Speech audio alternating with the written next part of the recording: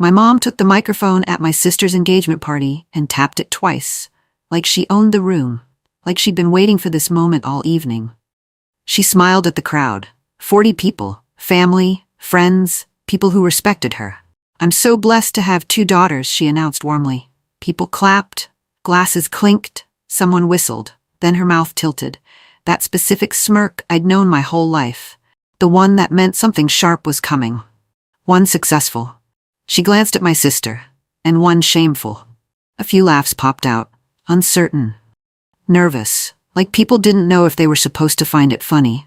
My sister's cheeks flushed with a mixture of pride and discomfort at the exact same time. My face went cold. I stared at the carpet because looking up felt like drowning. Mom's eyes locked on mine. She was watching, waiting, seeing if I'd break right there in front of everyone. I swallowed hard, forced a tiny smile that felt like glass on my face. But deep inside, past the humiliation, something went perfectly still. Not broken, not destroyed, still. Because I didn't just feel embarrassed, I felt chosen as her target. And I was done being chosen. My name is Veda Knox. My mother has been narrating my life like it's a warning label since I was a teenager. In the engagement party bathroom, I gripped the edge of the sink until my knuckles turned white. Tried not to cry, because if I cried, she won. She always won when I cried. I could still hear it, the mic crackle, the laughter, the way she said shameful like it tasted sweet in her mouth. My phone buzzed. A text from my cousin. She didn't mean it like that, lol. That was the family's favorite lie. She didn't mean it. She was joking. You're too sensitive. I breathed slowly, straightened up, looked at my reflection. I walked back out to the party. Head up, face neutral. My mom intercepted me halfway. Her voice soft as honey now. "See, you survived. Now be pleasant and enjoy the evening." She smiled, squeezed my arm, like she expected me to be grateful, like she'd done me a favor by not finishing me off completely in front of everyone. I smiled back, said nothing, but something had shifted in me. Something that wouldn't shift back. My best friend Tamsin drove me home because my hands were shaking too badly. I stared out the window the entire ride, replaying the word. Shameful. Shameful, like it was carved into me now. Like she'd branded it onto my skin in front of witnesses. Tamsin kept quiet for a while, then she said, "That was abuse, Veda." The word abuse made my throat tighten.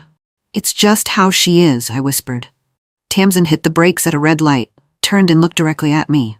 "No," she said, "it's how she chooses." I didn't respond, just watched the streetlights blur past. At home, I made the mistake of opening social media. Someone had posted a video clip from the party, my mom giving the toast. The caption said, "Auntie is hilarious. 47 likes already." I watched myself on the small screen, standing there, forced smile, eyes down. My humiliation had become someone's entertainment. I screenshot the video, saved it. Then I opened a new folder in my phone, named it Mike. My sister Marin called late that night. Her voice was tight and defensive before I even said hello. "I didn't know she was going to say that," she said quickly, like she was defending herself from her own guilt. "Okay," I said. "Seriously, Veda, I would have stopped her. I wanted to believe that. I really wanted to." Then she added, voice softer, "You know how she gets when she has a microphone. She just loves the attention." I laughed once, short, dry, bitter. "So we just let her? Every time." Marin went quiet. Then she whispered, "Please don't make this a big thing. Please. She'll punish both of us if you push back." Both of us. The words landed heavy, because that sentence told me everything. Marin wasn't defending Mom. She was scared of her. She wasn't free. She wasn't favored because she was loved more. She was favored because she'd learned to stay quiet. She was safe because she'd agreed to the arrangement. And I was shameful because I hadn't. Mom texted me the next morning like nothing had happened. "Wear something nicer when you come by this weekend. People notice." My stomach flipped. No apology, no acknowledgement, just criticism. Moving forward like a machine. I didn't respond. 10 minutes later, "Don't be immature about last night." 10 minutes after that, I was joking. "You're too sensitive." That one hit differently, because it was the exact script she always used. Hurt me. Then blame me for bleeding. I stared at my phone, then typed one sentence. "Please don't speak about me that way in public again." The 3 dots appeared immediately. Then her reply came. "So now you're attacking me?" My hands went cold. I read it 3 times. She didn't hear a boundary. She heard rebellion. To her, asking to be treated with dignity was an act of aggression. I screenshot the entire thread, added it to the mic folder. Then I sat down and made a decision. I wasn't going to explode, wasn't going to cry, wasn't going to beg her to understand. I was going to document. And wait, Sunday brunch at my aunt's house, the whole family, casual, supposed to be comfortable. I sat there while relatives acted like nothing had happened, like the video with 47 likes didn't exist. An aunt squeezed my shoulder. Your mother's proud of you in her own way, sweetheart. Proud. Like humiliation was a language of love I just hadn't learned to translate yet. I smiled until my cheeks hurt. Later from the kitchen I heard Mom talking to someone in her smooth, concerned voice. Veda's been going through some issues lately. We're really supporting her through it. I froze by the doorway. Supporting. She said it like she was carrying me on her back while people watched and admired her strength. I stepped into the doorway, looked right at her. She saw me, didn't flinch, kept smiling, kept talking, because she wasn't embarrassed to be caught. She wanted witnesses. The performance only worked if people were watching.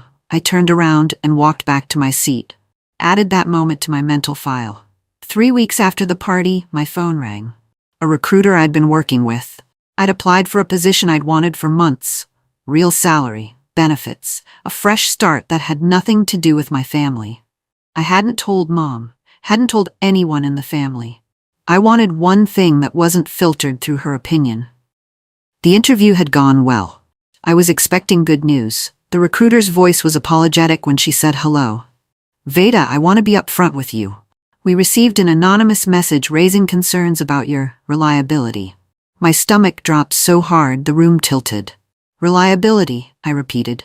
The wording was very personal, detailed. It mentioned your family background. I whispered, who sent it? The recruiter hesitated. It came through a community email. But the details, they were very specific. I already knew. My mother had interfered with my job. I kept my voice steady. Thank you for telling me. I hung up, sat on my kitchen floor, then I opened the mic folder, started adding everything. I confronted Mom the next day, carefully. Calm voice, polite words, like I was handling something that could explode if I wasn't careful. Did you contact my recruiter? She gasped, theatrical. Hand over her chest. No. Why would I do that? Then, too quickly, she added, I was only trying to protect you. In case you weren't ready and embarrassed yourself. Protect. Ready. Her favorite words when she wanted to imply I was fragile. Don't interfere with my work, I said quietly. That's all I'm asking. Her eyes hardened. The warmth dropped out of her face completely. Don't speak to me like I'm the villain in your story, Veda. I looked at her. She wasn't denying it. She was just offended that I'd noticed. That night, Tamsin helped me draft a clear email to the recruiter. Professional, factual, providing solid references and clarification. Then I screenshot every message from my mother over the past 3 weeks, organized by date, labeled clearly. The MIC folder was growing. My cousin Oriana pulled me aside at a family gathering 2 weeks later. She looked uncomfortable, like she was deciding whether telling me was kind or cruel. Hey, I need to tell you something. What is it?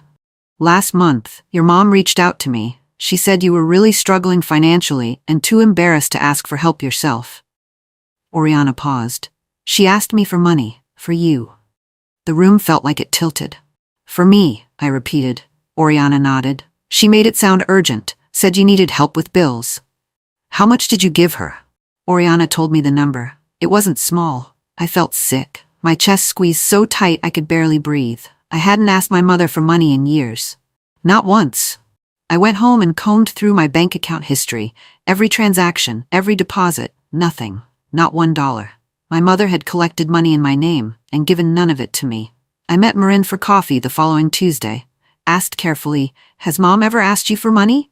Saying it was for me? Marin's eyes went wide. She looked around the coffee shop, like someone might be listening. Yes, Marin admitted, voice barely above a whisper. A couple of times. My hands went numb around my cup. Did you give it? Marin nodded. Ashamed. She said you'd pay it back when you got on your feet, when you got stable. Stable. Mom's word for me. The one that implied I was constantly on the edge of collapse. Marin. My voice cracked slightly. I never received that money. The color drained completely from Marin's face. She set her cup down, looked at me, eyes wide and horrified. What? None of it. The silence between us stretched long and terrible. Then Marin's expression changed, moved from confusion to understanding to something like grief. She whispered, "She's not just humiliating you." "No," I said. "She's profiting from it."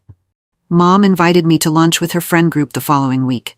Women who adored her devoted mother image, who thought she was selfless. She brought up my hard times in the first 15 minutes.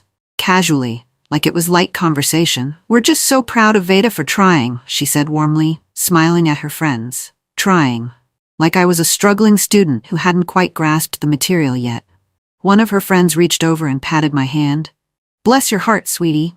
I felt my face burn. Mom watched me, that smirk hovering, daring me to correct her. I didn't. I excused myself to the restroom instead, stood at the mirror, looked at myself for a long moment, said quietly to my own reflection, "You are not shameful." And something changed in that moment. I believed myself, more than I believed her. For the first time in my life, my own voice was louder than hers inside my head. It was small, but it was real. Oriana sent me screenshots, my mom's messages to her, the donation requests, full conversations, detailed stories about my struggles that weren't true. My mom had described me crying at her kitchen table, begging for help. It never happened. Marin sent screenshots next. Her hands were shaking, she said when she typed the message to me. I opened a second folder, named it Asks, organized everything by date, person, and amount. That night, Mom called. Cheerful, warm, completely unaware. "I'm planning a small community fundraiser," she said, "to support local women going through difficult times. I want you there. People love a comeback story." My stomach twisted. She was going to use me again, publicly. For applause. "No," I said softly. Silence. Then her voice dropped. "You owe me, Veda." I stared at my ceiling. The mic comment hadn't been the beginning.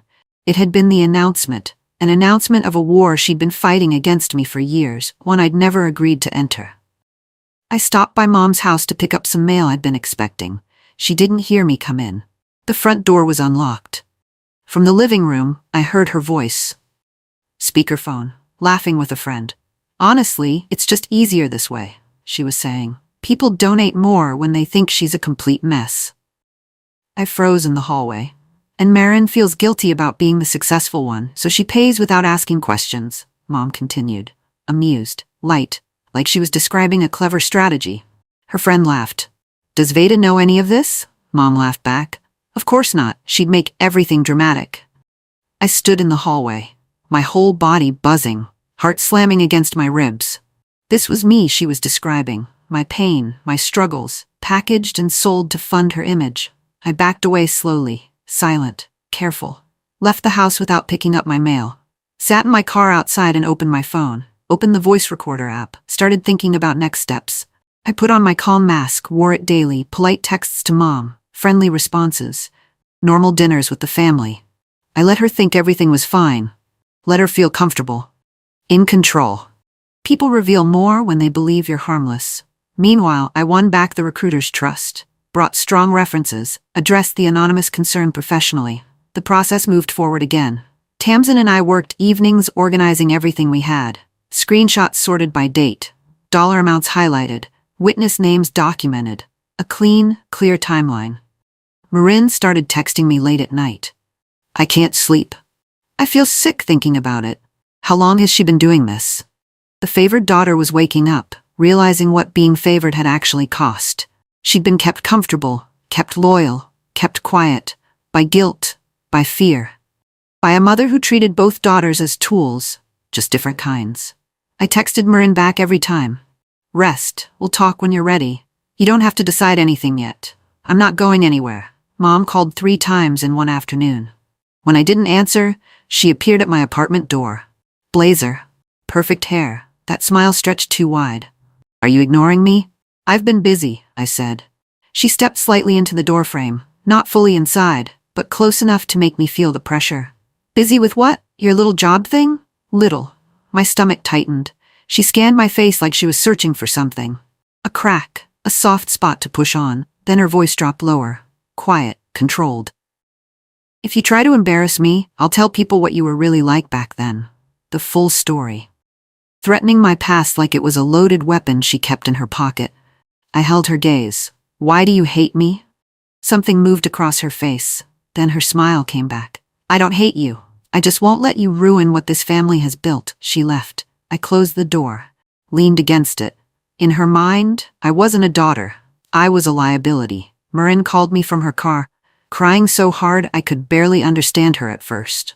She's furious, Marin managed. She knows we've been talking. She says you're trying to turn me against her. Marin, are you safe? Yes, she threatened me. My chest went cold. What did she say? She said if I don't stop having private conversations with you, she'll tell people things about my fiancé, spread rumors, damage his reputation. I closed my eyes. She threatened your relationship. Yes. Marin's voice broke. Veda, I feel completely trapped. I always thought I was free because she chose me. But I'm just trapped differently than you. I sat down on my kitchen floor. This was bigger than me now. Mom wasn't just weaponizing my struggle. She was threatening anyone who got close enough to the truth. I said quietly but clearly, Marin, I'm gonna stop this, but I need to know. Will you stand with me when it matters?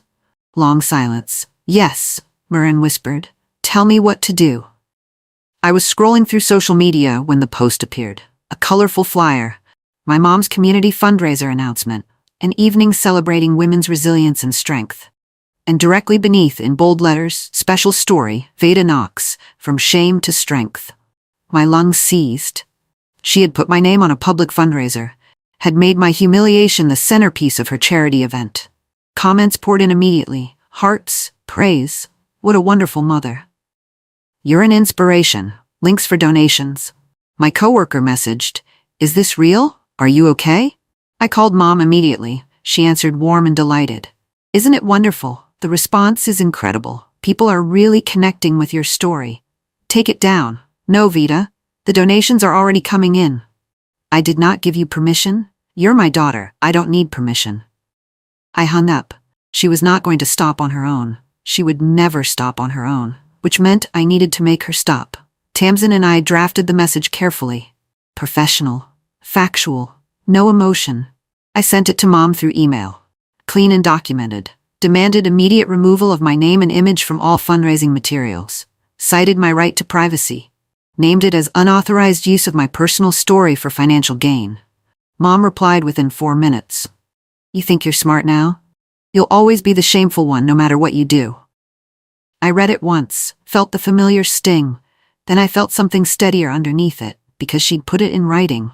That sentence, that threat, that admission of how she truly saw me. I forwarded it to Tamsin, to myself, to a secure backup drive. Then she called, screaming at first, then switching mid-sentence to sobbing. I stayed quiet, let her perform, because the performance itself was the proof. Every threat, every pivot, every dramatic shift, documented. She could feel it now. Control slipping. Like sand between fingers she couldn't close tight enough. The family gathering 2 weeks later was tense from the moment I walked in. People could feel something coming. Didn't know what. Mom waited until we were in the living room with most of the family present. Then she looked at me. Raised her voice just enough for everyone to hear. Why are you attacking me, Veda? After everything I've done for you? Faces turned. Watching. Waiting. She was performing. Playing the wounded mother, eyes glistening perfectly. Relatives looked at me like I was kicking a puppy. I kept my voice quiet, steady. I asked you not to use my name to collect money without my knowledge or consent. Gasps. Confusion. Mom straightened. I did it for you. Everything I do is for you. Then Marin's voice cut through from across the room, shaking but clear. No, you did it to look like a good mother. There's a difference. The room went completely still. Mom's face changed. The grief mask cracked. Raw anger flashed through. She pointed at Marin. After everything, Marin whispered, that's not love. And I watched the family's illusion begin to wobble. Mom doubled down publicly. Posted a long caption online about a mother's sacrifice and ungrateful children who don't understand love. 600 comments. Hearts. Encouragement. You deserve better. Stay strong. She thrived on it. Lived in it. 2 days later, she announced at her church that she'd be speaking at the fundraiser, sharing her testimony about raising 2 daughters through impossible circumstances. The mic again. My stomach tightened. But this time I felt something different alongside the dread. I was ready. Tamsin helped me assemble everything into a clean packet. Screenshots, donation requests, exact amounts, witness statements, dates. I asked Marin, "Will you stand beside me when the time comes?" She was quiet for a long moment. Then she said, "I spent my whole life being the successful one. But successful at what? At watching her treat you like this?" Her voice broke slightly. "I'm tired of being the good daughter if it costs you being the shameful one. I'm done. Tell me where to stand." That sentence broke my heart open and rebuilt something inside it at the same time. The allies arrived quietly, one at a time. Oriana agreed to speak publicly, if needed. Pulled her original donation record to show she'd given money she believed was for me. 2 other relatives came forward privately. Both had received similar requests from Mom. Similar stories about my desperate situation, similar amounts. Even one of Mom's own friends messaged me. Uncomfortable, uncertain. I didn't understand what was actually happening. I feel terrible. The foundation was shifting, not because I was loud, not because I'd gone on the attack, but because the facts were simple, clear, documented, consistent. Then the call I'd been waiting for arrived. The job. I got it. I sat down on my kitchen floor and cried. Quiet, shaking, because something good had finally happened that was completely mine.